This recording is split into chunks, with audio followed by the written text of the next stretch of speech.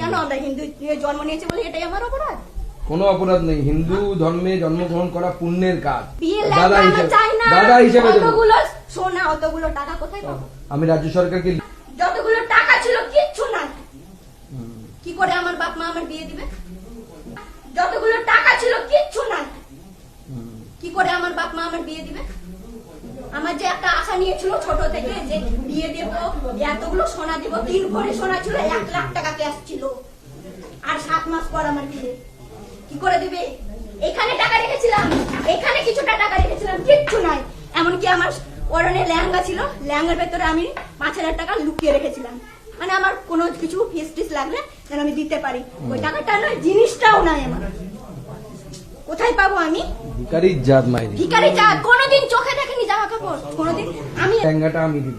বিয়ে দাদা লাগবে হিসেবে চাই না। দাদা হিসেবে দেবো। অতগুলো সোনা অতগুলো টাকা কোথায় পাবো? আমি রাজ্য কোথায় হিন্দুদেরকে যাবো লড়তে কোথায়? হবে তো আগামী কে দিনে দিবে? না? কে বাস দিবে আমাদের যে আমরা এখানে বাস করতে পারবো না?